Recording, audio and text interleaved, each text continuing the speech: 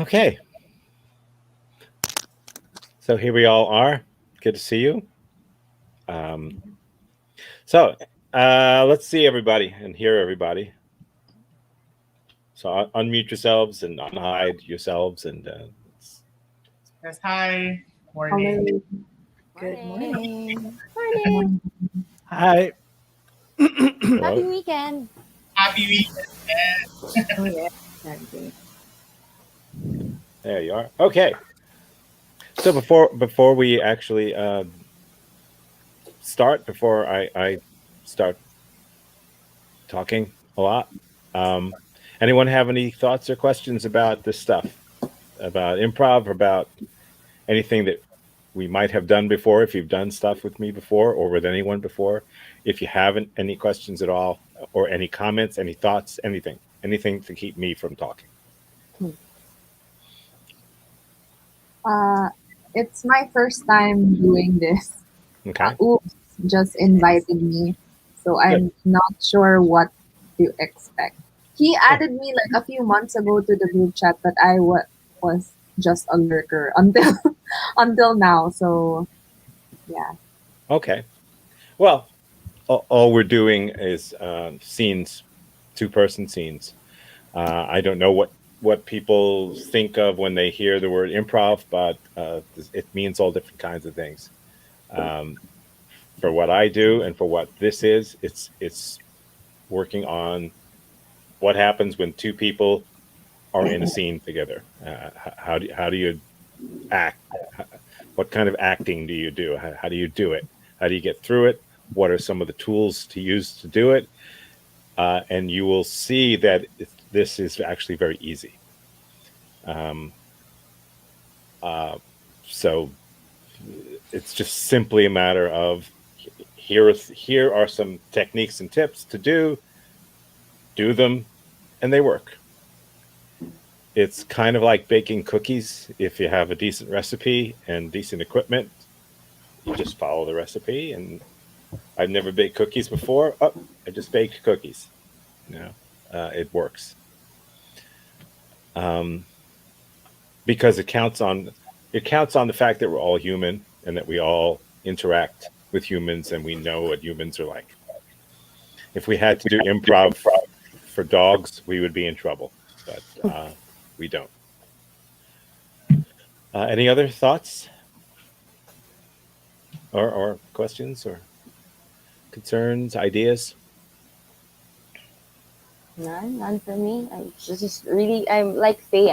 It's my first time here, and I'm excited. I'm excited to learn. I'm excited to play with everybody, and I'm excited to interact with you, Tom. It's my first time seeing you. Okay. Um, yeah. I would think most people in the world haven't seen me. So you're in an elite group now. Um, all right. Uh, anyone who has been doing this with me uh, care to say anything about what we've been doing or what you have taken from what we're doing, if anything at all?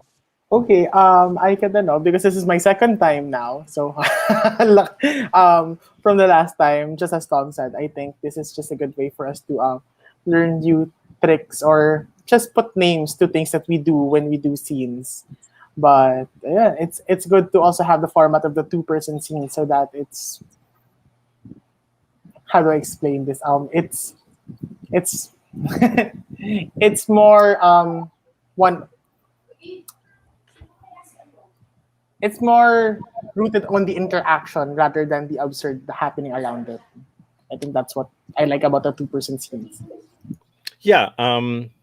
That a two-person scene is the basic. Um, now I've caught whatever you had. I can't think of the word. The two-person scene is the basic skeleton of it's the basic element of improv. I mean, it all boils down to that. It doesn't matter what kind of improv you do. The basic DNA of of improv is the two-person scene. Usually in bigger formats, it's lots of two-person scenes, or a two-person scene where a third person comes in and adds something. You don't have a lot of six-person scenes in improv. It's more like a string of beads rather than a big bead. So the beads are the two-person scenes, and it's the philosophy is that I'll start by saying that what I'm showing you is not the way to do things. It's a way to do things. It happens to work. It's been proved over and over again that it happens to work. I didn't invent any, this stuff. It's just I'm synthesizing it and trying to break it down into simple, bite-sized pieces that everybody and anybody, whether you've been doing improv for 20 years or 20 minutes, can digest and say, oh, that's pretty simple. I think that new improvisers have an edge, like someone who has never done it, or maybe has done it once or never taken classes. I think they kind of have an edge. I play guitar. I have been doing it for many, many, many decades. Never took lessons. So I'm for someone who never took lessons, I'm pretty good. Some people might think I did take lessons, but you know what? I didn't. So I'm only ever going to be that good. I'm never going to be better than I am. They say that there are guitarists, guitar players, and guitar owners. I'm a guitar player. I will never be a guitarist. Never. And if I were to try now to take lessons and start, I would have to forget everything I know. I would have to give up everything that I know that's worked for me. That would be difficult, much more difficult than starting with a blank slate. And so because of all the baggage I would have to get rid of that is hard to, and I don't want to, and it's too late. And it's the same thing with improvisers. The more you do it and have been doing it one way, the harder it is to abandon some stuff that you have been clutching onto for dear life. When you hear that some of the things that you were told are true and are necessary turn out not to be. Provably not true. Yes, and don't ask questions. Never overtalk anybody. Don't talk about things in the past. If you're on an actual stage, don't turn your back on the audience. Don't walk off the stage. All that stuff, turns out it's just not true. It's from another century, literally. So we're kind of starting from square one. And square one is really cool because you can do a lot of stuff there. So what we do is I talk some crap for a little bit, and I throw in some tips and techniques and stuff like that, specific ones, and then we do scenes, two-person scenes. There's two of you, everyone else go away for a while. You do your thing for a few minutes, then we talk about it a little bit, here we go. Hello.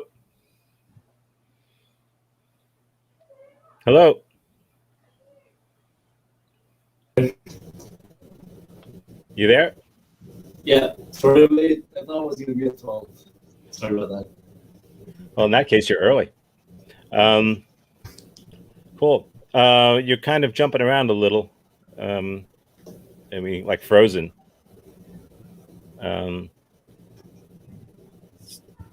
Sort of like like a Mars rover kind of thing. How are we? You guys look fine to me, though. What's that? You guys look okay. Like it's not frozen or anything. So maybe it's on my head. Yes, it is. Yeah, it's very much so. Mhm. Yeah, I don't know what to do about that. You could try you could try turning it off and turning it back on again. You could try going and coming back. I don't know. Yeah, let me try to restart my router. Mhm. Okay. We'll wait. We'll do stuff and you'll jump back in. All right, thanks. Okay. All right. So here's the nonsense that I'll talk for a bit, and it's unfortunate he's going to miss it, but we may have to repeat it. There are certain things that we will do today that are part of a scene. Let me first tell you what you don't have to worry about in a scene. You don't have to worry about that. You don't have to worry about the plot. You don't have to worry about what the scene is about and where it's going. At any point, you don't have to worry about it. In fact, you can't worry about it because you can't do anything about it. It's like worrying about where your airline flight is going. You're not flying it. You can't do anything about it. Sit down and enjoy it. And it's the same thing in a scene. You can't. Why worry about something you can't control? You can't control very much about where your scene is going to go in the future. All you can worry about is what's happening in the moment, and to be clued in to what's happening in the moment. So I'm absolving you from that. I'm absolving you from having to make sense of anything. That's much better. It seems better. So you're absolved from having to make sense of anything. We're the audience. It's our job to make sense of what's going on. The type of scenes we're going to be doing are we refer to as grounded scenes. In other words, well, who wants to tell me what I mean by grounded? Some of you know. Believable. Yes. Scenes that are believable. Believable in that I, as the audience member, or as your cast, your partner in the scene, I believe that you believe it. So last night or yesterday morning for you, folks did some really weird scenes. One of them did a scene where one person was dead and the other person was in heaven, and they were trying to, another one did some other weird. They were very weird. So on the surface, on paper, they weren't believable, but the people in them believed it. So for us, then it's real. But if you're trying to be funny, if you're just trying to grab funny, just to be funny, or just for no other reason, if you're just grabbing anything, and I don't believe the actor, I don't believe you, then that's not a grounded scene. I can be in a scene with you and say that electric geese are stealing my dog. And if I just say that, that's not very believable and it's kind of stupid. But if I come to you in a scene and confide in you, Amanda, electric geese are stealing my dog. Okay, it's still ridiculous, but I obviously believe it. So we are in a reality. We're not doing a show. Get it? Okay, so much of the acting that you're going to be doing is reacting. So simply react. You don't have to say a lot. Improv works best when it's like ping pong. Short sentence, short sentence, short sentence, short sentence. You don't even have to answer. You don't even have to. There can be silences. So with that in mind, we're going to do a few 2-minute scenes, and then we'll graduate to something a little bit longer after we talk about them. Okay? Not much more I can say at this point. I just want to get us moving. Any questions or concerns? Okay, a few ground rules for those who are new to this. We don't ever use real objects. This is not a phone in improv. This is a phone in real life. This is a phone in improv. If I'm in a scene with you and this is my phone and this is your phone, this makes me look like an idiot. So we never use real props. We create everything so that in an improv scene, if I need a horse, I can bring a horse into the scene. There's a horse.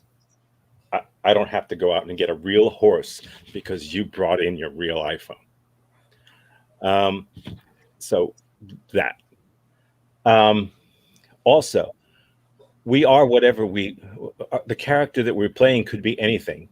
It could be a different gender. It could be a different anything.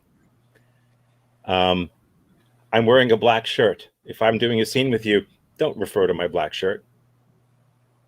Maybe my character's wearing a tuxedo. Maybe my character's wearing a bathing suit. Maybe I'm a woman and my character's wearing a dress. Don't confuse reality with the reality that we're creating. It's sloppy and it doesn't work. It breaks the bubble. It wakes us up from the dream that we're all in. And so just react in a natural way. Don't try to be funny. I say that to people who are funny. It's not about trying to be funny. It's about connecting. As Moses said, it's about a connection. And I'll say one more thing and we'll get going. Every improv scene, every good improv scene, every single one of them, they're all about the same thing. You may think it's about a horse. You may think it's about a car. You may think it's about an apartment. You may think it's about a painting. It's always about the same thing. It's always about the people in the scene. They know each other. They have a history together.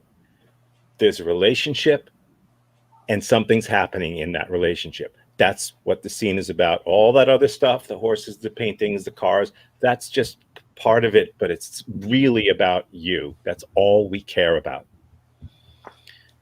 And that's why it's easy. Because all you have to do is be a person. Okay, let's do it if there's no questions.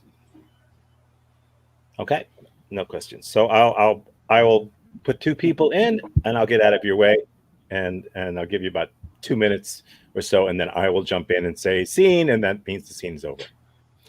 That means you've done your job. Here we go. Let's see. I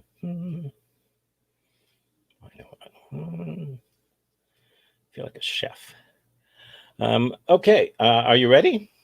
Yes. You look ready? Let me get out of your way.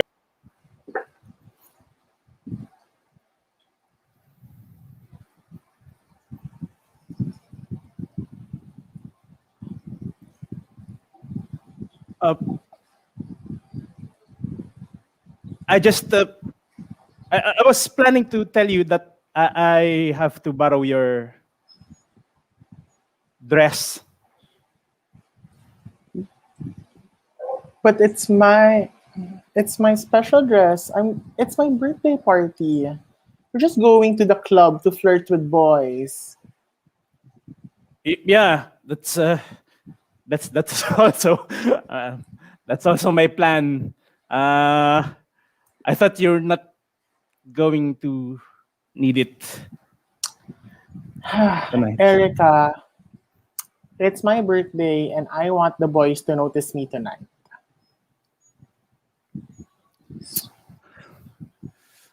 Elsa, but I don't have any dress.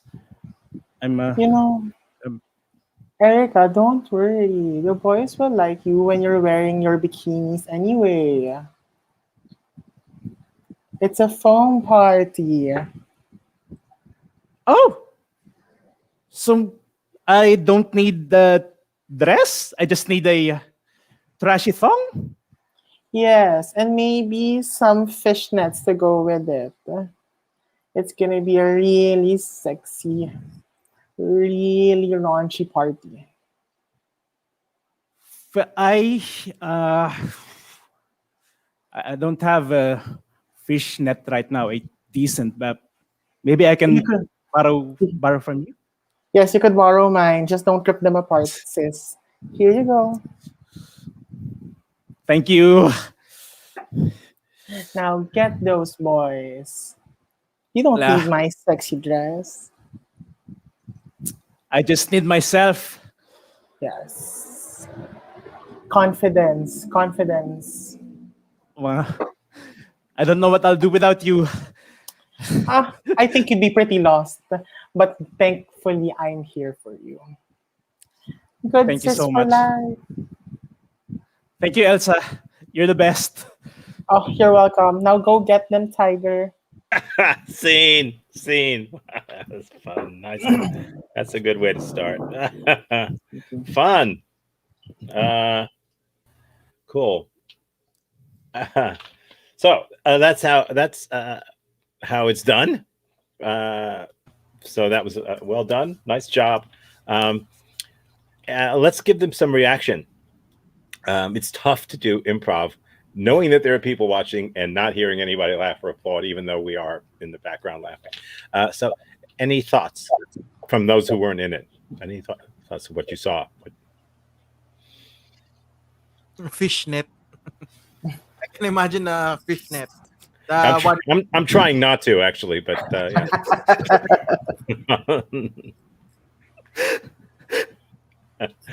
What It's else? funny that they really made use of not being themselves. I Oh God, mean, when yeah. you said earlier that you don't have to be, you can be any gender, and they applied it right away. Yeah, sure. No limits. Yeah, they did, and they made it clear. They made it, it was very clear. Yes, and of course, Michael initiated that idea, wanting to borrow a dress. So Moses could have made them cross dressers. He could have made one of them a male, one of them a female, but he chose to do what he probably was, what Michael probably was hoping he would do as the actor, was to go along with that idea. Anything else? I think it was for the first time seeing it. We're so used to getting prompts from people, so actually starting without one Oh was yes. kind of was something new to me. So I was Okay. glad that they found a way to open it. Lovely.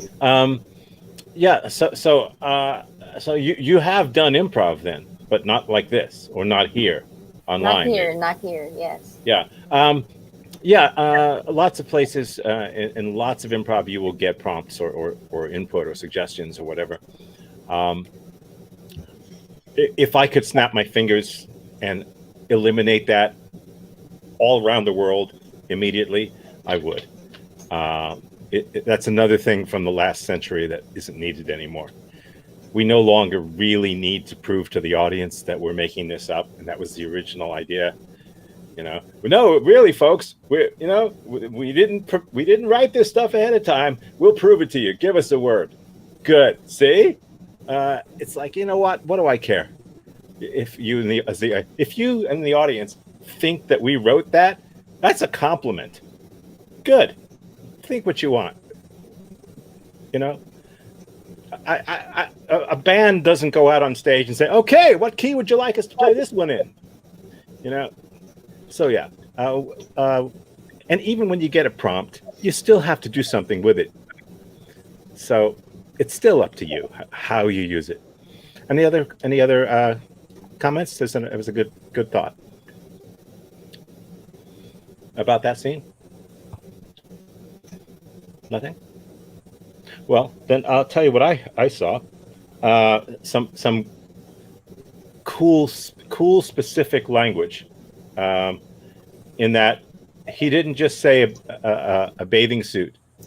He said, "I'll lend you. All you really need is a trashy thong." Yeah, all right. I mean, so a trashy thong. That's a much more colorful way of saying something. It adds color to it. It's not just vague. And um, and Moses' character also said, "I want the boys to notice me." So it's nice if, in a natural sort of way, at least one character can tell us and the other character what they want, so that in a scene we know their viewpoint, we know what it is that they need from the world. It tells you something about them. And in a good improv scene, hopefully they'll never get what they want. And so when they don't get it, the audience knows they're not getting it. But to express a want, especially just saying, especially just to say, I want this, is gold. Really, it just informs us about the character. That's nice. Anything else? How about the two of you who are in it? Any thoughts? It was just fun. Sige, Mike, go first.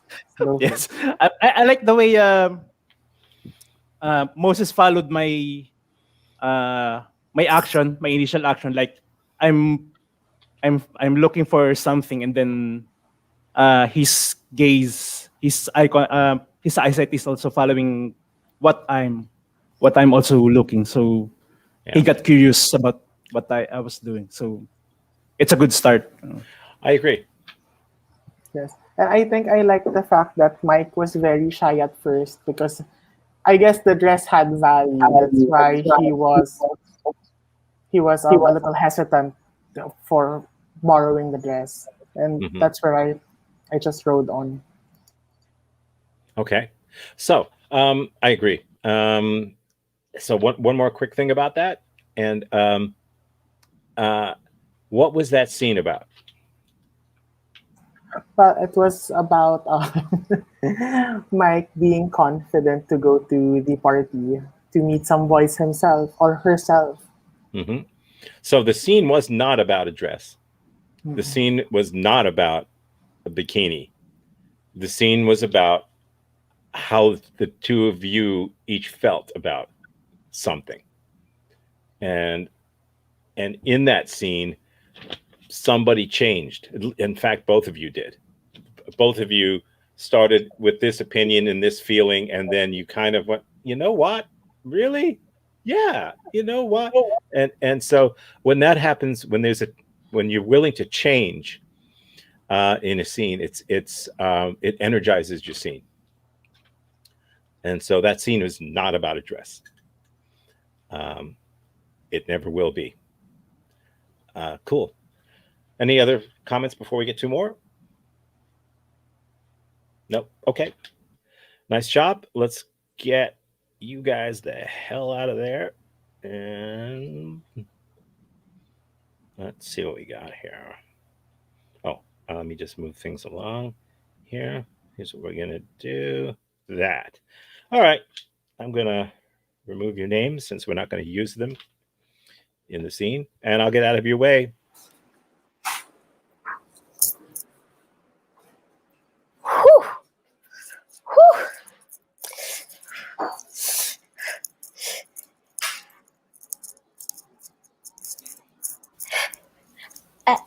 You did it. You did I it. did. I did. I did. Oh my gosh! I did. Finally, world-class reigning champion for gum chewing. It was our dream since we were kids, and now we are here in this moment. I can't believe you had so much patience to teach me this for like 15 years.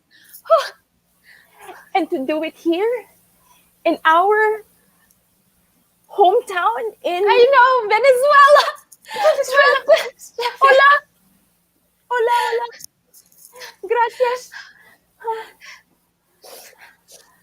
I can't believe, after you reigning it for like 5 years, you finally had, the strength to just pass it to steer noob.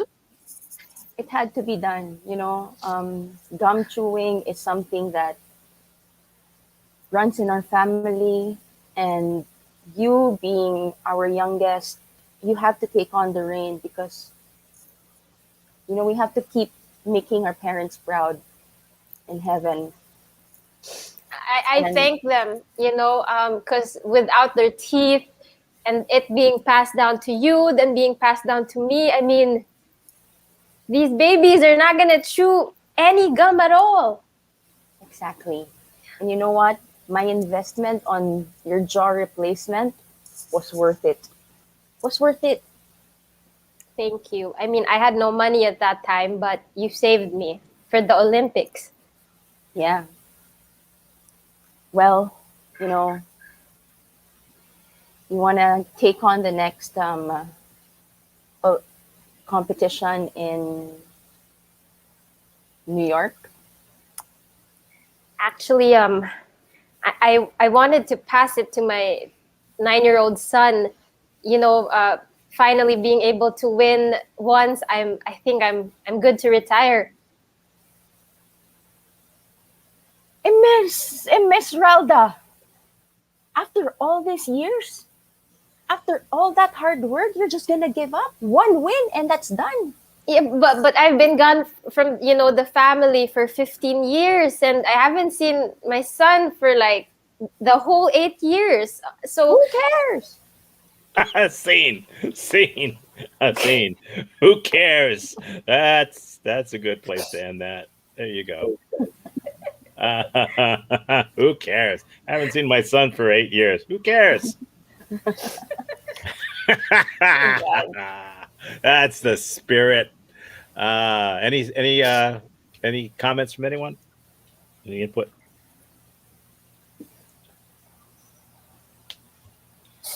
What did you think? Gum chewing is an interesting sport. I thought you would have passed on the gum, passed down the gum, as in from your parents to you. And then... That would be funny. That would have been funny. Yeah.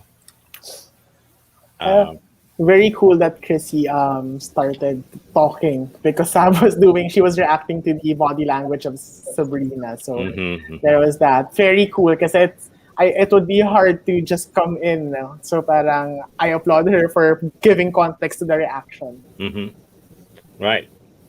Of course, I'm glad you did, and it was great, and I wouldn't change it. But it's also true that you didn't have to. You could do an entire scene where people are excited with one another and we never find out why. That's perfectly okay. I'm not saying I prefer that. When we do this, I point out other avenues that we can take, but that doesn't mean that anyone did anything wrong. It's just like, hey, you could have done this too. Yeah. How else are you going to know? But yes, I agree with that. Anything else?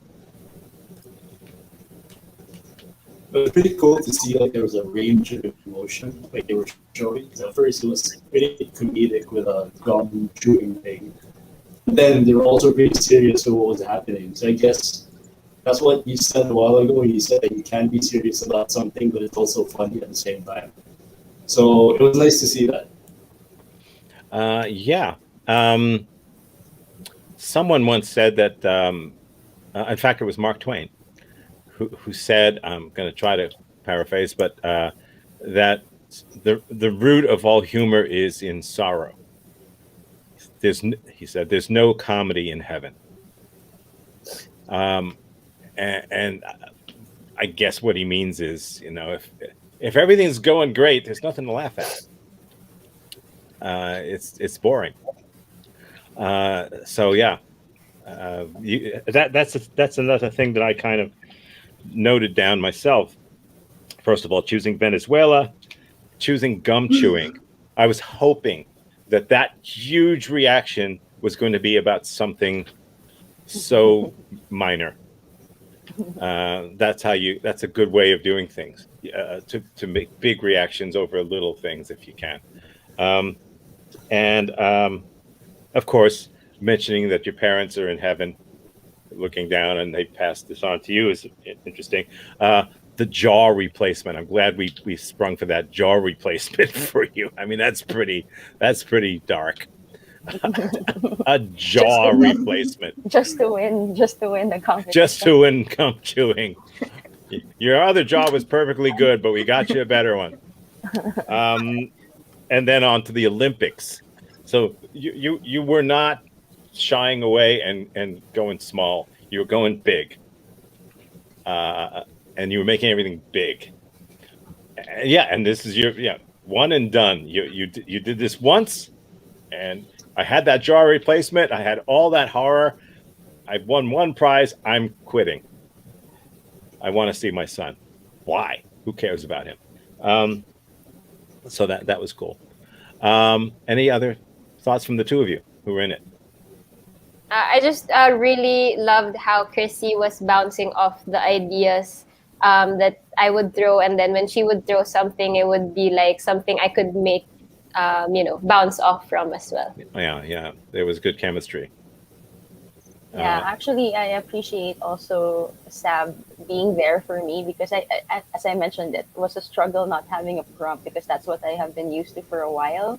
So when she started, showing body language, and I had to think on my feet how I would react to that, but I didn't know what that emotion was about. So when she threw in gum chewing competition, then suddenly everything clicked for me. And okay, now I have something to talk about. So I really appreciate that offer from her. Yes, it was an offer. But as I said, it could have gone without that. You don't have to always know what it's about. Okay. I know that we like to, but you can play this where you don't, where it's simply about the emotions. Right. And we never really find out what it is that you're so thrilled about. And when you do it that way, it's not right or wrong, but when you do it that way, the things that we in the audience are inventing in our heads are going to be stranger than the thing that you come up with. And everyone's going to have a different one. So sometimes it's good to do that, to play that game. Cool. I'll get two more. First, I want to talk about a couple of tools that we can use. One of the tools that we can use is repetition. It's such a useful tool in comedy, and so many improvisers fail to use it. Simply repeating yourself, or repeating what the other person said verbatim, repeating it 2 or 3 times. There's something about doing that is magical, because every time it gets repeated, it has a different meaning, and it energizes the scene more. And you don't need to have a reason to do it. You don't need to have a reason to do any of these tools that we're going to talk about. Reasons are for accountants. We don't need that. We don't need reasons. Just do it. Just do the repetition stuff, and the reason will emerge. That specificity, we've talked about that lately. It would be nice to know what brand of gum. So rather than I'm going out to my car, I'm going out to my Ford Thunderbird. Rather than I'm going to the store, I'm going to name a store, make up a name of a store. When you do that, when you use specific things like that, you just open up the whole scene. And it usually turns out that when you do that, that becomes the thing that informs the rest of the scene. Okay, so let's get 2 more folks in. All right, we've done that. Mm-hmm. We've done that. Mm-hmm. Mm-hmm. Okay. Let me get rid of the names, and you may go when I leave.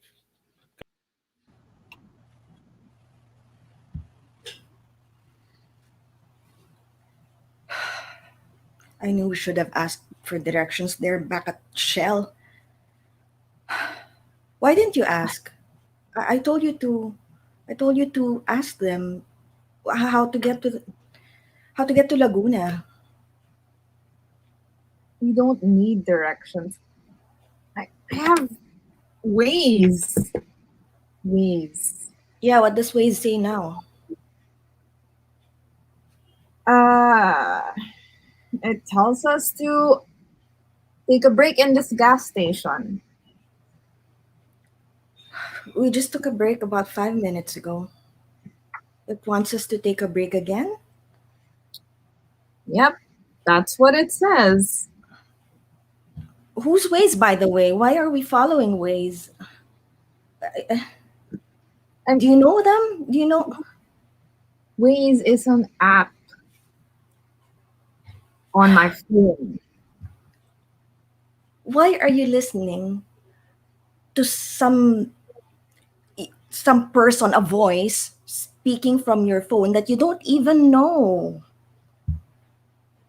Maria, it's 2021. We don't need to talk to men giving directions on the road. I can do that.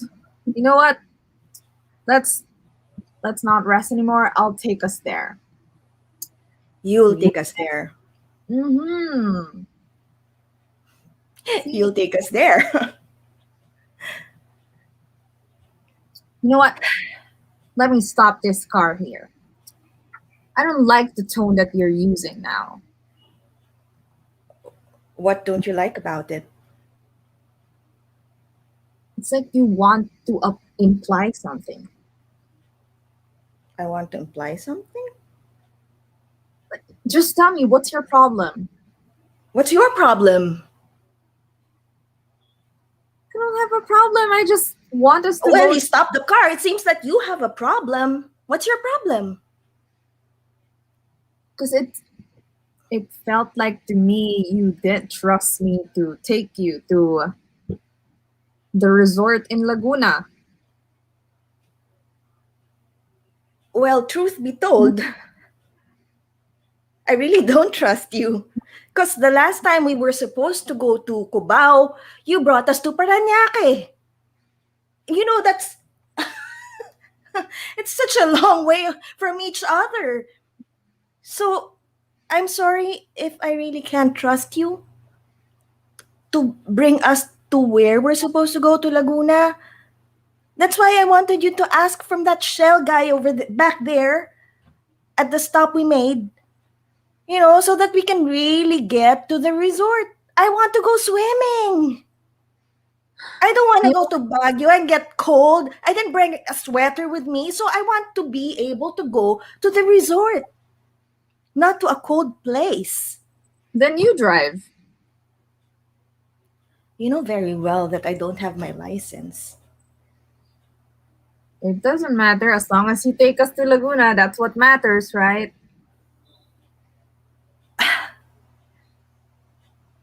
Aren't licenses supposed to be with you when you drive? What's going to happen if we get pulled over? And I'm the one driving. We can just pay the person. Oh. Scene. Cool. Okay. Good. All right. Let me get some people back in. What'd you think? Anybody? What did you see? What did you hear? It was very realistic and something that you probably would encounter with a friend who gets lost everywhere they drive. Mm-hmm. Okay. Anything else? And they established Nice. their... Sige, go ahead, Joe. You first. Okay, so they established that they already had previous experiences already, which built up to the frustration that they encountered now. Mm-hmm. Thank you. Okay. It's nice that it's nice that they actually tried using the method they were saying a while ago, like repeating what the other person said. Like when Faye said, "What's your problem?" and then Jennifer said, "What's your problem?" But there was a different intonation to it. Yes. So yeah, so it's nice to actually see that happen. Yeah. I can barely make out what you're saying, unfortunately. I did make it out, but it's still kind of jumpy, and it's hard. It's like you're coming from the outside the solar system. But we'll do the best we can, because you're up next. Yeah. So hey, Joe Don's partner, use that. How come I'm hearing that? This is crazy. Okay. So anyone else? Thoughts? Yes. I forgot about not using actual. I know. I saw bad, but you remembered. But you immediately remembered. So good. Fine. So I won't yell at you. Anything else? Okay. I wrote down the same sorts of things. Jennifer was doing a lot of the repetition stuff. I'll take you there. You'll take us there. You'll take us there. I know. What do you want to imply? What do I want to imply? What's your problem? What's your problem? What's your problem? The repetition does help.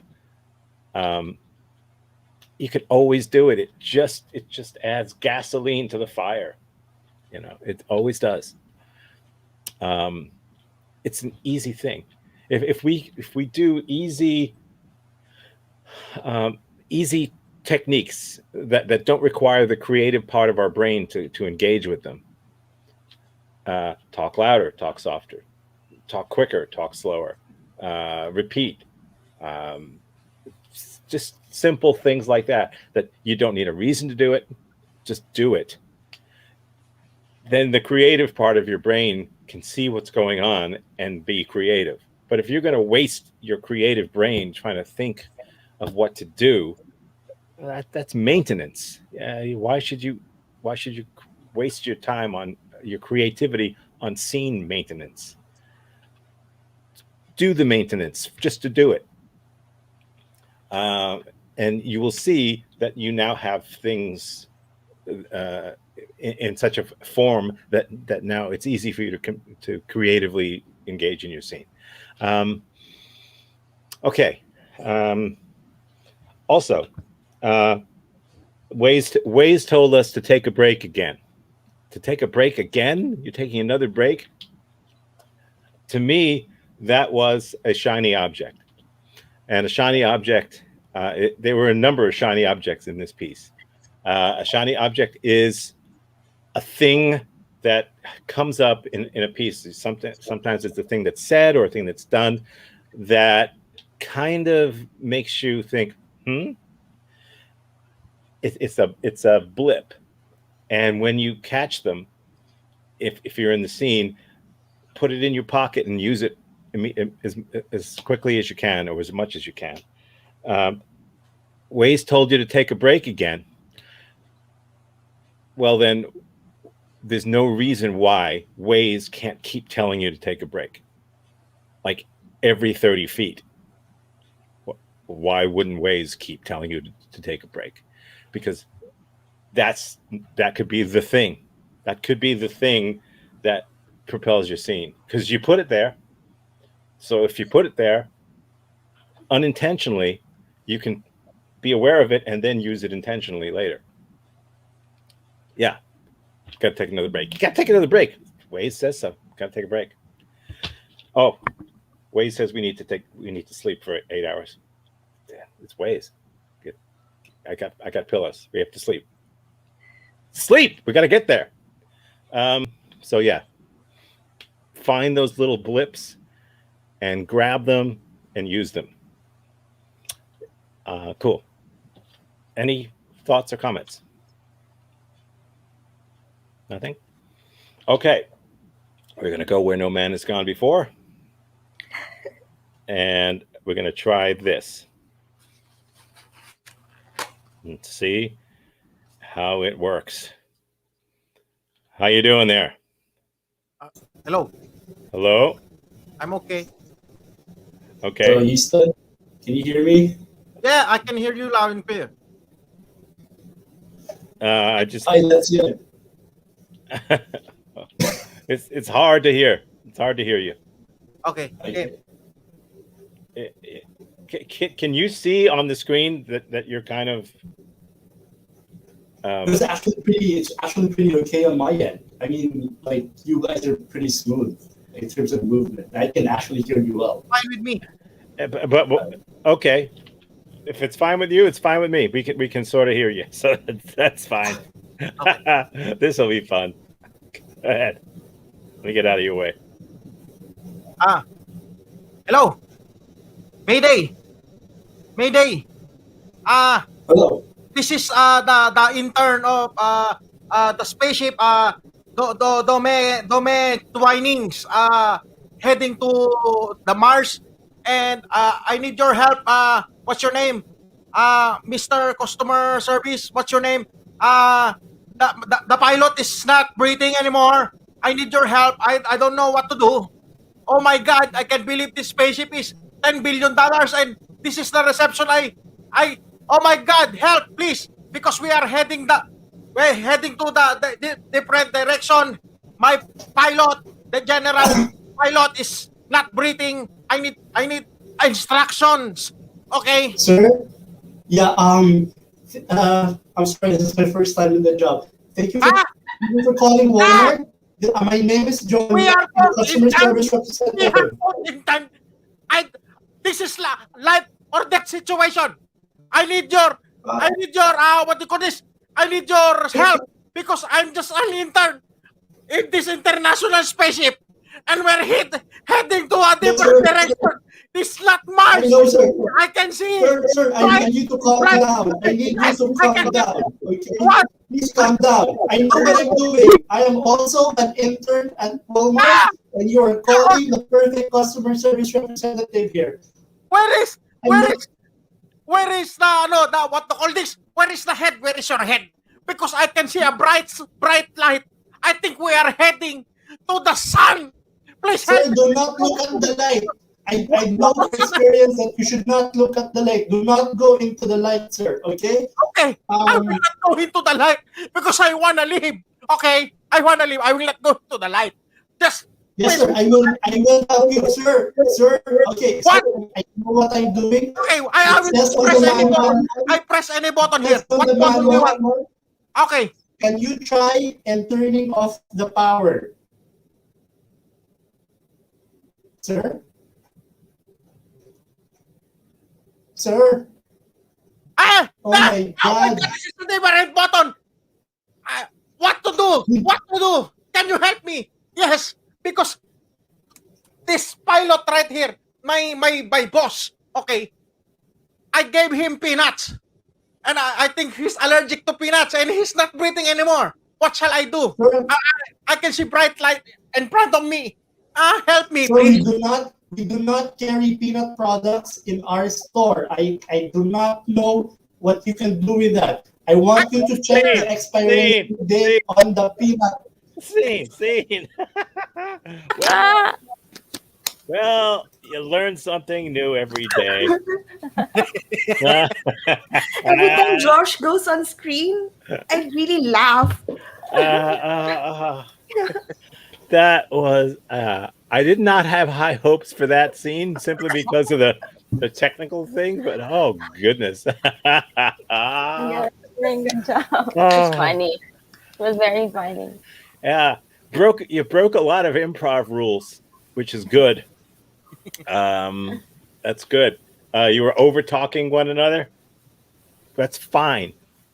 That's funny. They tell you not to do that in improv. That's nonsense. Do it intentionally, like you did. This is, as I said before, it's improv. It's not a TED talk. You're not imparting. You're not making a speech. We don't have to hear every word you say. We just have to feel everything you feel. That's all that's important. And when you overtalk like that, we feel it.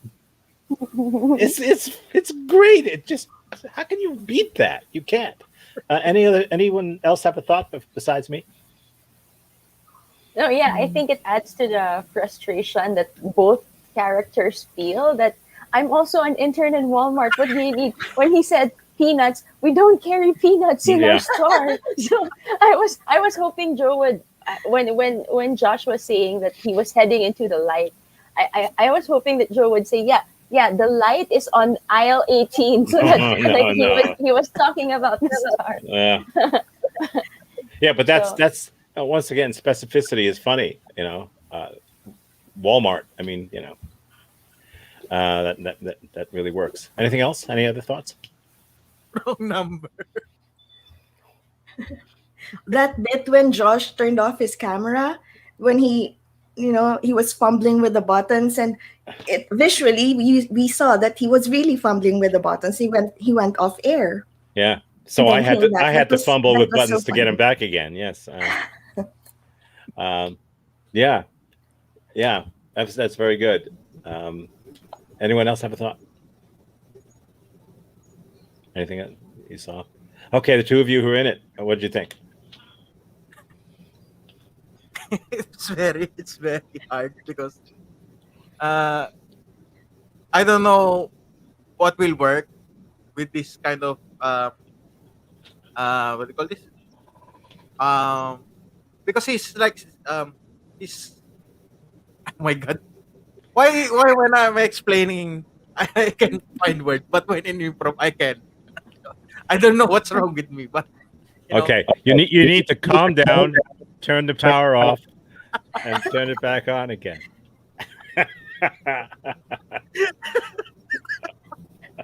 So, what were you going to say?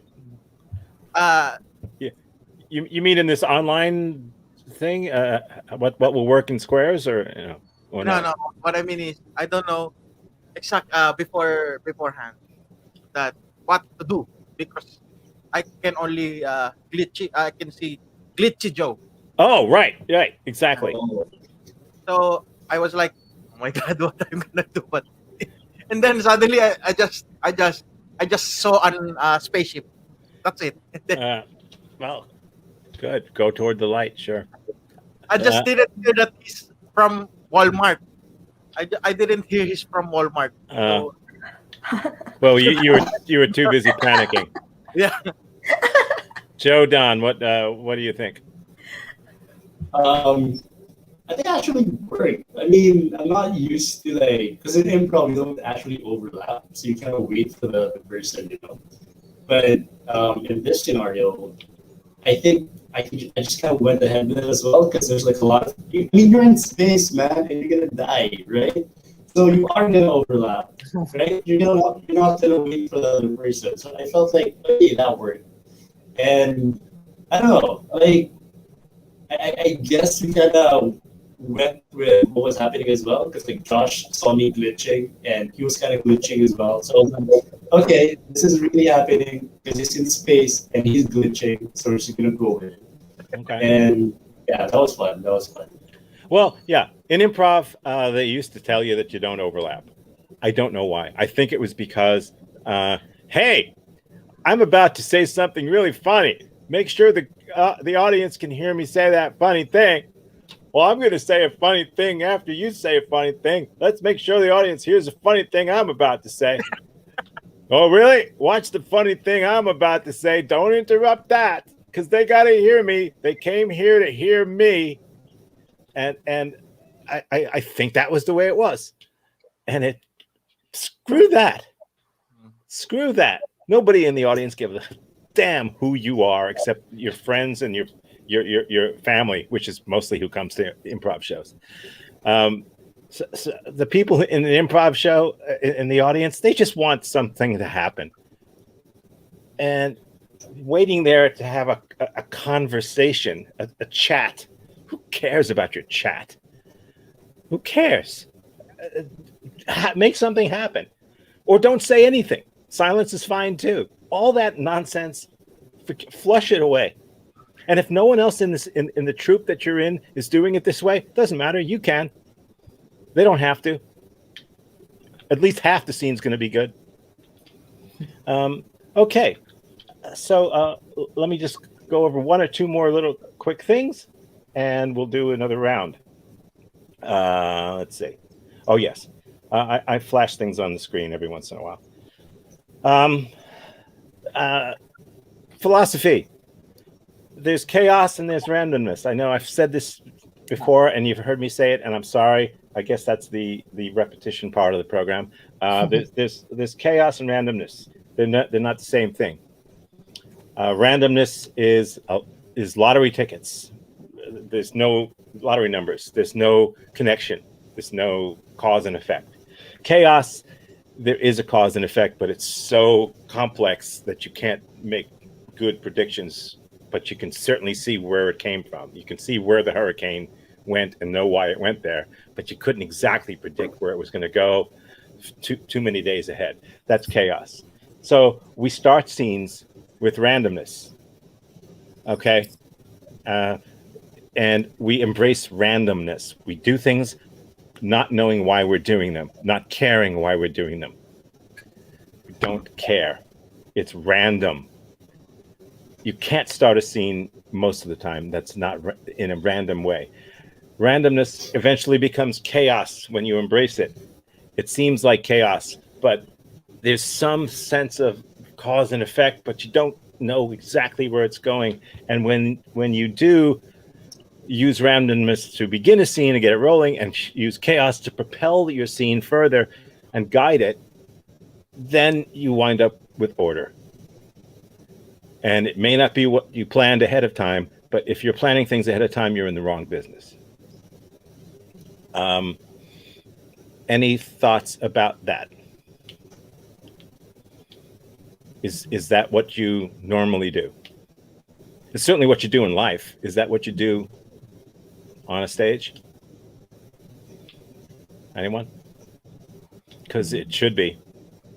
Because if you're trying to do something a different way, if you're trying to have an idea of where your scene's going to go from the very beginning, who appointed you the boss of the scene? Who made? How am I, your partner, supposed to know where you think the scene is going? I can't. Why did you bring that into the scene? You're going to have to get rid of it. You think your name is Bob, and that you're a waiter in a restaurant, and I tell you that your name is Al, and you're an astronaut on the International Space Station. Well, now you can't do it anymore, can you? So why did you bring that preconception in the first place? Be in the moment, randomly, do things for no reason, overtalk, leave gaps, talk loudly, like Sabrina did. Yeah. Okay. So let's do it again, and we'll mix and match differently. Any questions or comments before we do that? Nothing? What? Nothing? It's cool, because it's good if you do. All right. Here's what I'd like you to do. The two people who are in the scene are going to do the scene. Everybody else, I want you to pay attention to the scene that you're watching. And I want you to either jot it down or make a mental note of the first shiny object that you see in that scene. The first thing that's said, I think it could be a very minor thing, but something that is like slightly different. That's a little piece of information that is interesting in some small way. And I will ask you later what you thought they were. Okay. So you might see more than one. So jot that down mentally too. All right, let's do it. Let's get rid of names. And let's see. I think we're going to do this.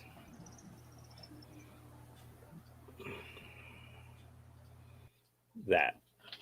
Okay. Are you ready? Of course you are. I'm out of here. Slightly longer scene. Okay. 3 to 4 minutes. So you can pace yourself.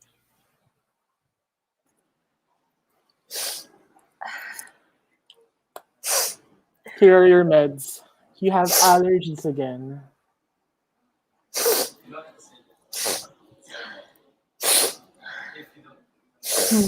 Silent treatment does not work in this household.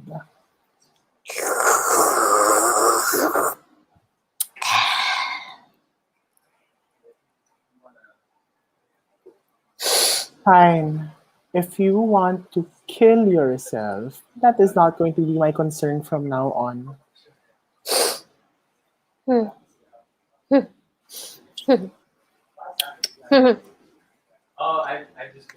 Stale coffee again. Wow.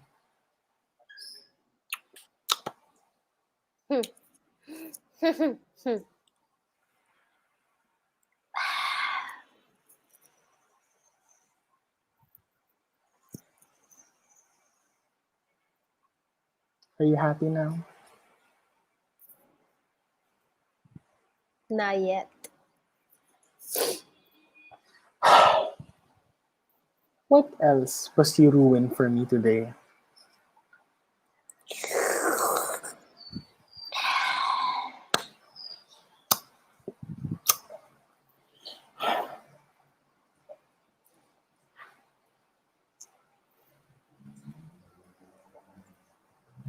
We're out of Splenda and I'm using brown sugar. You're slowly killing me.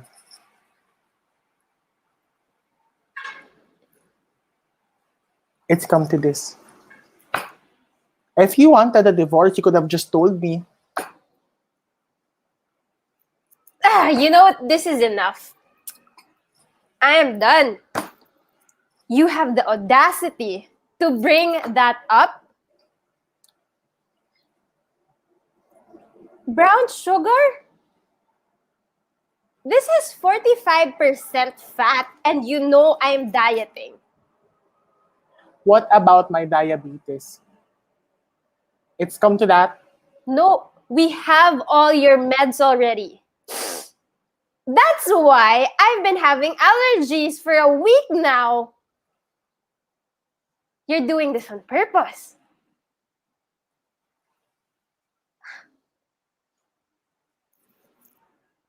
So it has come to this.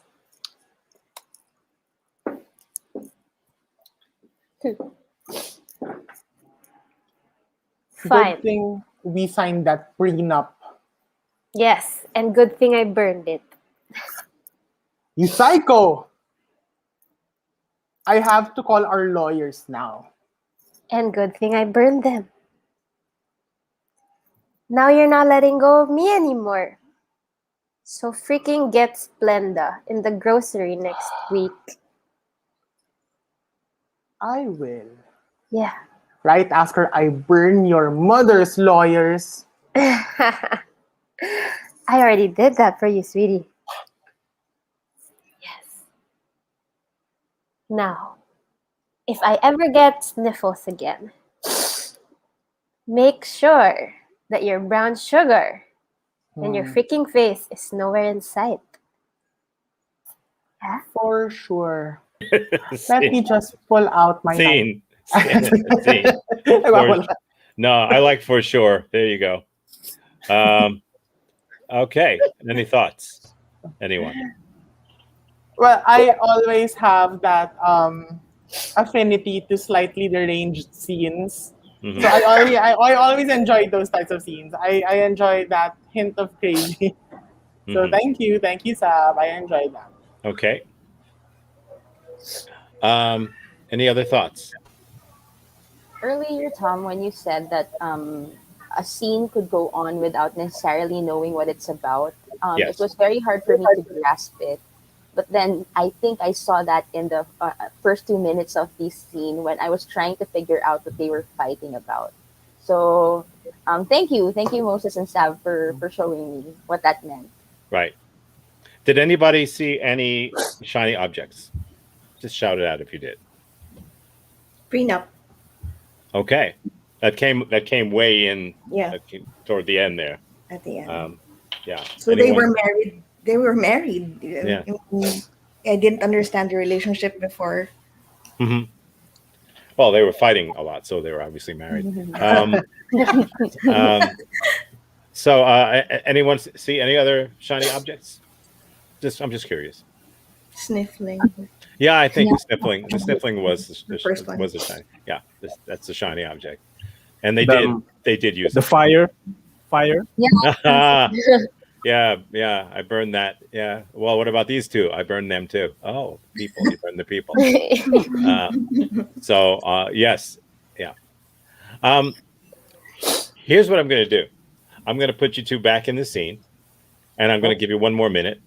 And here's what I want you to do, just to see what it's like. I want one of you to to jump to low status. You both were high status the entire time. You both were, I'm dominant. No, I'm dominant. No, I'm dominant. No, I'm dominant. I want to see you judo flip this. Somebody go low. And by going low, you don't defend yourself anymore. You're wrong.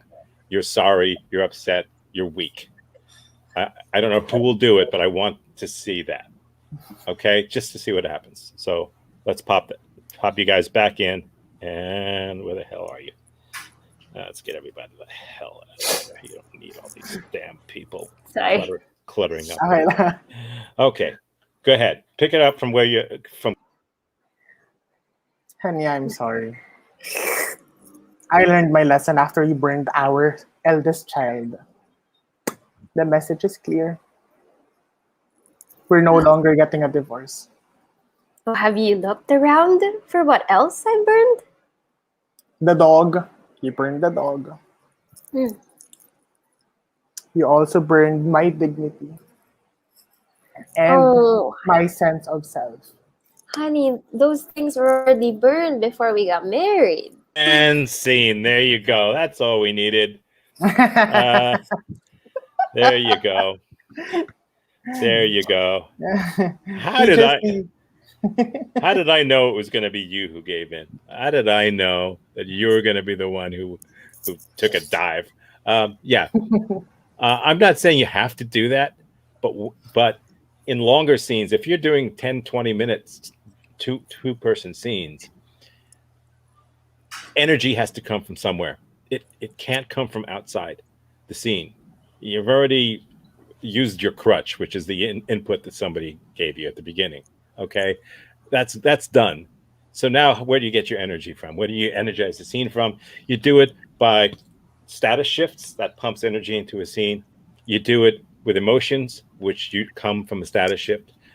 You do it with scene dynamics, such as louder, softer, quicker, slower. You have to pump energy in, or else your 10-minute scene is going to seem like half an hour to you. So yes, it's helpful to do it this way. Sorry. It's that brown sugar. I should have Okay. used Splenda. You should have. Okay, let's swap it out.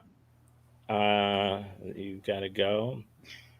You've got to go. We're gonna do this. This is interesting. Okay, whenever you're ready, unmute and I'll leave.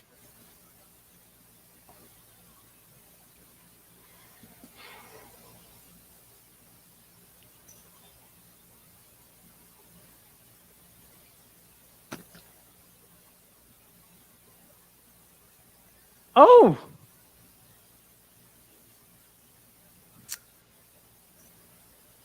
I like your new hair.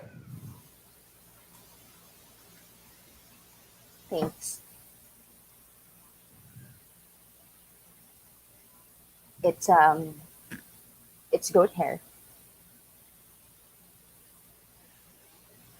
Yeah, I noticed you had this fixation with goats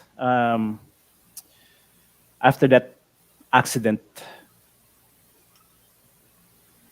Yes, it was painful in the beginning, but then, sometimes when you realize the meaning of goats in your life, it gives you a perspective shift, and you then decide now, it's time to worship the goats and put them on your head so that they're with you all the time. Right? Yeah, good thing you found direction after you're healed. You found something to lead your life. That's right. That's why I'm happy that we finally, decided to go on this date. Because, I think I'm moving on. You're moving on. In fact, I think I have moved on. And I'm ready. I am so ready. Yeah. Are you ready? Um. I knew. I know this coming. Maybe we can um just meet again on these goat events. Sure. Um, there is another goat conference that's happening in the next 2 weeks. Would you want to have dinner before going to that conference? Yes, yes. I this there's this place in Makati that cooks a lot of goat meat. You will enjoy it. You will enjoy goat meat because I Because mean I'm glad that you were thinking about how I will enjoy myself because that means a lot to me. yeah, Hmm. I know it means a lot Yeah, to you. I need to look out for you. I still need to look out for you. I appreciate that. That means a lot to me because you've always been there for me, and you know you're my goat. You know what goat means? Um, yes, Esmeralda. A goat is something that brings warmth and like warm milk, like warm milk every morning. Scene. Cool. Before you go, yeah, I was hoping you would say you were my goat. I really was hoping you would say that. Here's what I'd like you to do. Scene's over. Cool. Let's continue. Just another up to a minute. What I'd like you to do is to up the pace of it. In other words, short sentences, no commas, no run-on sentences, just short, like Morse code. And you can vary when you talk. You can make it sooner or later, or over talk, or silent, or whatever. But ping pong, ping pong, ping pong, ping pong. Let's see what happens from here. Go ahead. Go ahead.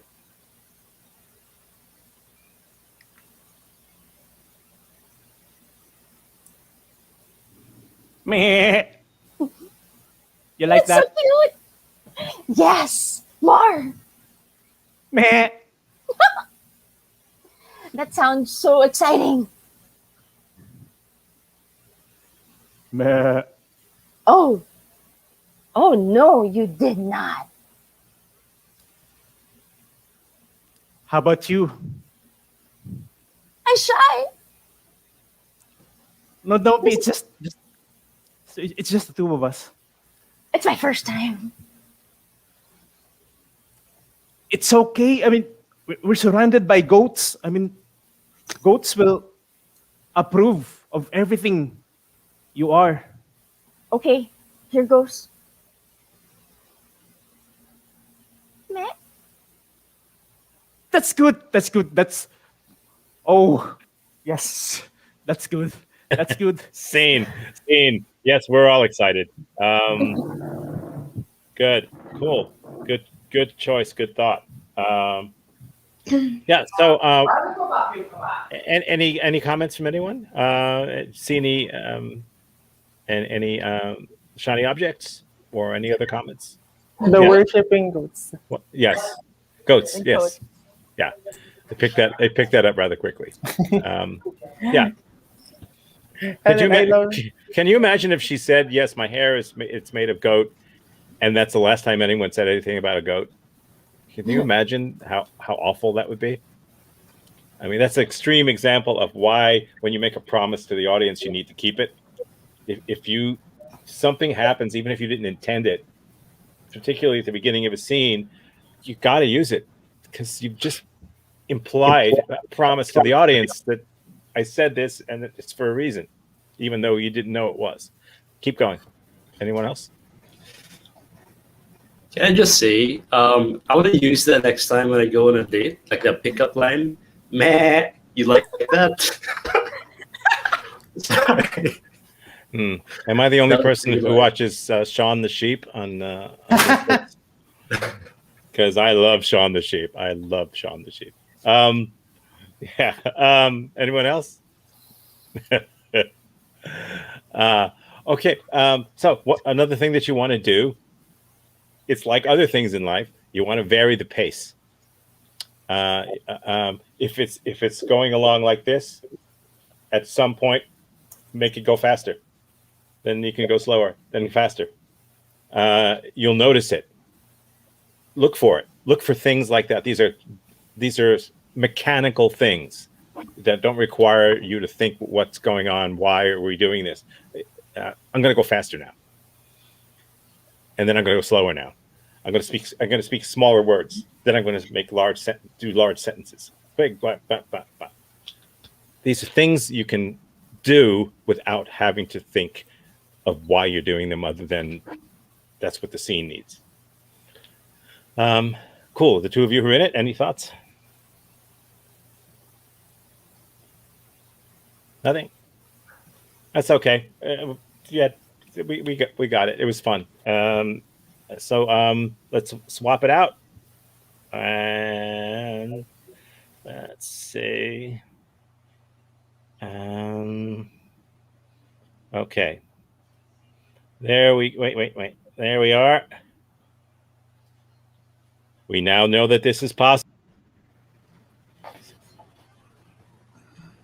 Honey, I think I need to get glasses. You're all You don't need blurry to glasses, me. Yeah, I can't see you very well. Are you Oh sure? my goodness. Yeah. Where's your nose, honey? Oh my Babe, goodness. it's right here. It's really bad. It's really bad. Wait, what does my nose look like? What does my nose look like to you? It looks, I don't know, it looks like this. Oh, I think I'm sick. You're making I fun might of have me. a That's what my teeth nose line. looks like. It's That's- always sideways. No, but when we got married, it used to be like this. What happened? Why is it like this now? Baby, you keep What? forgetting. Remember that one night when we were so raunchy? I fell on the floor. I hit my nose. That's why it's on the side now. Didn't you get an operation then to fix it? I remember you got an operation. I think I need an operation now for my eyes, honey. It's really blurry. Okay, you know what? Let's go to a doctor, okay? Okay. Let's go to a doctor. But What before kind that, of... can you read this first? Can you try and read this? Which one? This one. Just read the letter there. Is that an A?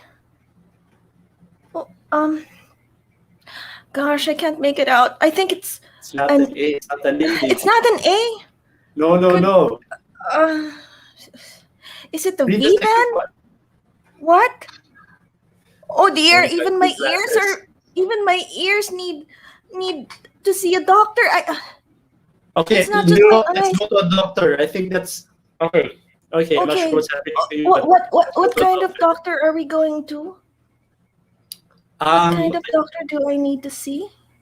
Let's go to an ear, eye, and nose doctor. Okay. But there's nothing wrong with my nose, honey. It's your nose has a problem. I know. Maybe they have a promo. Scene. You know? Pause. Go for one. Scene. Pause. An ear, eye, and nose doctor. Here's what I want you to do from this point on. She, I don't know if you noticed it, but is a weak, whiny, complaining, problematic person. She is annoying as crap. And you don't have to take it anymore, Joe Don. You don't have to. Your character doesn't have to take this crap anymore. You can rise up and just not take this crap anymore. She's enough of this weakness. Let's see what happens if you put an edge to this. Go ahead. So the ear, nose, and what's that? What doctor are we going to, honey? Honey, don't ignore me. Nose. What? Why do you not keep listening to me? I already told you, ear, eye, nose, doctor. What? Ear, eye, nose, doctor. But it's not my nose that has a problem. It's your nose. Yes, but it's your ear So and you're it's going your to see the eye that has doctor a too? problem. Yeah. My God, we keep having this discussion. Yo, last time it was your hips and your legs and your toes. We went to a hip, leg, toe doctor, and then what happened? Nothing. What? It got cured. No, it did not. What? It did. Oh, look at your legs in the mirror. They're still big. I told the doctor to make it slimmer, but they're still very big. I like thickness, but not that thick. I knew it. Let's see. I like I thickness. knew it. I like thickness, but not that thick. I'm going to write that down. Good. Okay. Yeah. One of the things that you want to that you can avoid doing in improv scenes is solving a problem. We never want to solve a problem. So if someone is complaining, help me with this, help me with that, I can't do this, I can't do that, we don't want to solve it. We want to, maybe we want to act like we're solving it, but do it badly. Or we want to just not. I mean, I got my own problems, lady. But the thing we don't want to do is solve it, because then the scene's over. You solve a problem, scene's over. You can misunderstand the problem. Misunderstandings are great. You can misinterpret the problem. You know, yeah, maybe you need everything's. Maybe you need a new internet company. Maybe that's what the problem is. Maybe you need new carpets. Have you thought about getting new carpets? You know, bad solutions. If you need to come up with solutions, bad ones. They always help. Everyone's always nice, and niceness it only goes so far. At some point, somebody's got to be a bastard, because we have to hate you. In the audience, we have to hate you so that we now like her even more. We feel sorry for her. We like her because you're taking it for the team. You're a bastard, and that's nice. It's nice that there's a contrast. You know. Any thoughts? Shiny objects? From anyone? Nothing? The like having different conditions or sick illnesses Mm-hmm. was the shining object. Yes. Yeah. Okay. Anything else that you noticed in that scene? Okay. So yes, in improv scenes, when it becomes a help me scene, when it becomes a I need help with such and such, make sure that a little bell goes off in your head. A little bell goes off in your head, and you're like, oh, this is a help me scene. Somebody wants help. I better not help them. The opposite of life, you know. I better make this worse, which you were doing. So and eventually, you know, your legs are still too thick. That's making it worse. Okay, let's get two more up, and we can round it out. Who we got? We got Josh, and we've got, I believe, Faye. Yes. One, two. This ought to be good. Here we go. I'm ready when you are.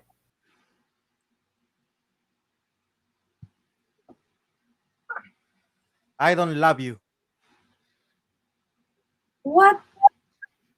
Where did that come from? I don't love you. I mean, we've been married for 8 years. You've never shown a sign of not loving me. I don't love you. I don't. I don't love you too. I don't love you like I did yesterday.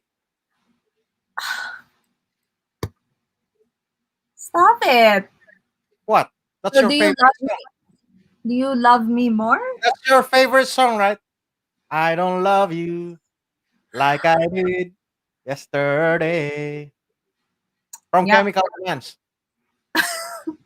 I'm glad you remember. That's very important to me that you remember those little things. Yes, because it's my favorite song also. Oh, now I forgot it. I'm sorry about that. You don't sorry about things that you don't remember. It happens every time you don't remember. Because you don't remember anything. Like the brain is having this loose connection inside your mind. It's like, it's like you and me. I don't remember loving you anymore. Because there is a loose connection, right? I'm confused. Are you going to say that it's my favorite song too? Or do you not love me? No, I'm just being nice with you. I don't want to hurt your feelings. This is a nice way to break up. What? I would have appreciated it if you were just mean to me, but now you're just confusing me. I am not being mean to you, right? Because I don't want to hurt you. But I don't love you anymore. Is it that hard to comprehend? The feelings, the mind, we together is not like this anymore. So is it this at least? No, it's not like this anymore. It's like that. We have a very huge gap between us. Okay? You can How see. can I do that again? Please. You want to do this again? Yes, don't leave me. Why? There are so many men in this entire universe. Okay? There is a lot of planets. Okay? Earth. Stop. Scene. There's a lot of planets. Oh, that's a good one. Another one I'm going to write down. Oh, honey, I know it's not you. It's me. It's okay. There's a lot of planets. Uh, they're even discovering planets around other stars, honey. You got hope. Any shiny objects? The song lyrics at the start by saying, "Oh, this is your favorite song." Yeah. It was such a Yeah, that's cool. What else? Anything? There was a shiny object toward the end, and it was this stuff. Yeah, and this turned into this, turned into this, turned into this, turned into this. So that's a shiny object. If you know that, and the scene goes on longer, you can use this later on. But whatever happened to this, honey? No, we're this. But I want this. But it's this. I used to be this. It's gonna be this. Raunchy. You see, so that's a shiny object, and it's there to play with. Cool. So just really quickly, what we do is we go around the rectangle here. I start with this person right here, whoever that happens to be. It happens to be Faye, who's taken the name of Faye for convenience today. And with just any takeaway, anything that you took from this, today?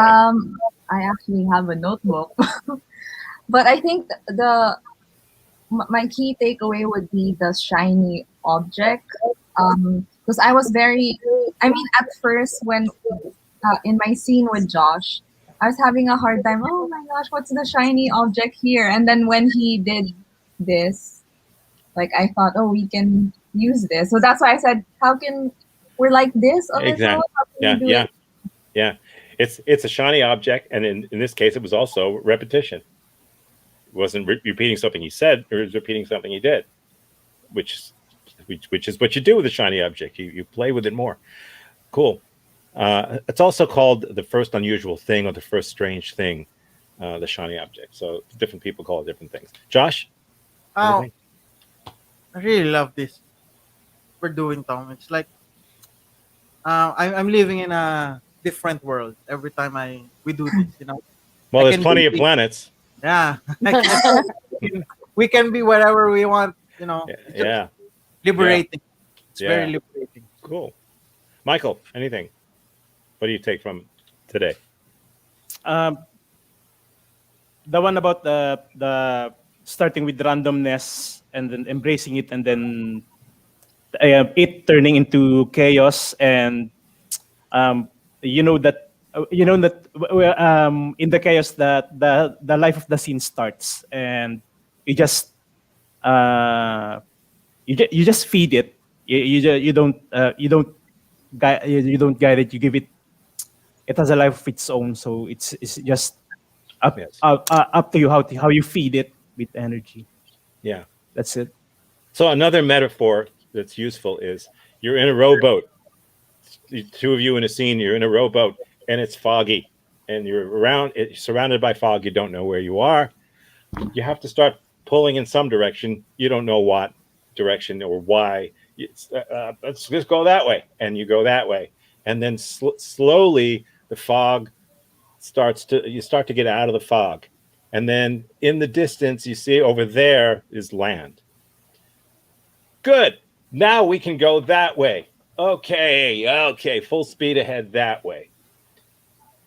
You'll never see the land at first. It only emerges from the fog. Then when it does, hopefully you'll both see it and you'll say, I know where we're going. Let's go let's go that way. It always works that way if it's working well. Chrissy, what do you got? I got a lot. I think I'm taking a lot away from today. Good. Being this my first time, I really enjoyed playing with everybody and learning from you, Tom. So three main takeaways actually. The first one is I resonate with Faye or Jen about the shiny object. There's one bit that you said about you promise this to the audience, and if you do not follow through with that promise, then you're doing a disservice to the people who watch you. So I kind of like that bit. The second one is about not solving problems because I'm a big problem solver. So Lots of people are. Lots of people. That's the hardest thing. Yeah. People, especially women, at least where I live, especially women, they're pleasers. They want to heal people. They want everything to be fine. They want to make it work. Want to make you feel good and happy. And it's very difficult for them to say, hey, you know what? Screw you. Yeah. So I kind of like that you also gave us examples about not have, because I can't imagine how can you not solve a problem when your problem is facing you. So you can either solve it badly or misinterpret the problem. And that gives me a lot of sort of ideas or energy to continue the scene. And then the third one would be, and this is something that we know in improv, but it's more reinforced today, was grounding the scene and not caring about the plot and let it reveal to you. So with what we're doing right now about not asking for prompts, that was one big breakthrough for me today about not getting prompts and you're just going to let things unfold as you go along. That's a big breakthrough for me for today. So thank you everybody for good experience. Yeah, not caring about the plot is like not caring about a cloud. You can't do anything about it anyway, and it's going to go where it's going to go. Sabrina, what have you got? I love the part that you mentioned about how you pump energy. So it's like the different ways that you can do it is through like with the emotions, with like playing with your words, either quicker, softer, louder, and then the status shift. So it's really cool because you notice that sometimes you do it, but you realize how important it is actually to like have that in a You scene. must. You must, or else it's Yeah. just, or else it's just an argument. And if you've ever sat in the back seat of a car when the two people in the front seat are arguing for 45 miles, you realize why you don't want to be in the audience of a show where people are just doing nothing but bickering and arguing. So yes, Moses, what you got? Yeah, almost the same as Ab because it was in our scene wherein status shift needed to happen. And that was really cool to practice again. And I love that whenever Jen has a scene, it was repetition because repetition is a major part of her scenes today. With the Yes, I love yous and the yes, yung I don't absolutely. love you. Yeah. So yeah, I like that. I like how repetition could be used as well. Yeah, So it's a good reminder. yeah. Thank you. As David Rosowski says, repetition is not redundancy. Because when you repeat in improv, it doesn't mean the same thing every time you say it. It always means something different. So it's always new. Joe Don, what do you got? Just want to say thank you, Tom, for teaching me a lot of things today. Even if it's my first time, I really learned a lot. And again, I apologize for being late. It will not happen again. I Yeah, agree with because Christine. there are other planets. Yeah. Yeah, I agree with a lot of the others that said, like especially what Chrissy said as well. And yeah, the shiny object was a pretty good key takeaway for me. And also, there's a lot of things that you said as well that we've actually learned here in improv, and there's a lot of things that are different as well. So it's nice to see that contrast. And it's also nice to see a different perspective when you're explaining it. Because sometimes when it's explained here, it doesn't really click to me.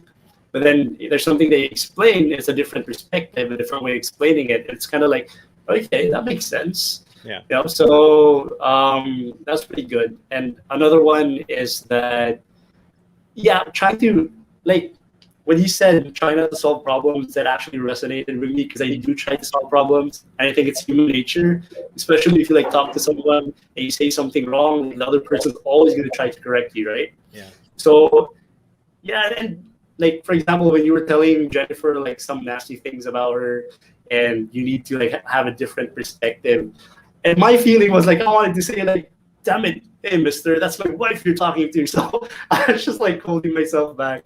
So it's nice to see those things like that I've learned here that are different when it comes to like you teaching us to do. So it's nice to see the contrast. Yeah. Yeah, great. Yeah, doing improv is your chance to safely be the opposite of what you really are. Jennifer, what do you got? Yeah, Tom, I'd like to thank you so much for doing this with us because it's a very nice, refreshing outlet for me creatively to be able to do this online. Also, I I realized that everything can be used in improv. Like in this case, because Joe Don had problems with the connection with the internet, as Josh did in his first scene, he used that it's like a con turning into a pro. Yes. You know what I mean? Yeah. So I also I just followed that, and since he was blurry to me, that's what I used also. So it's Yeah. really fun that in this format we can do all sorts of things, and even with the limitations, you can still use them to make the scene fun. Yes. Another word for limitation is structure. My house is a limitation. I can't walk through this wall. That's a limitation. My house limits me. I can't walk through that wall. I have to go through that door. It stops me. It stops me from going here, stops me from going there. I can't walk through the desk. These are all limitations. Limitations are structure. And you can't do improv without structure. So limitations will help you because they will provide structure. They will provide a framework. Good. Work around them. Cool. It's nice to see all of you. I hope I see you again. And have a good day.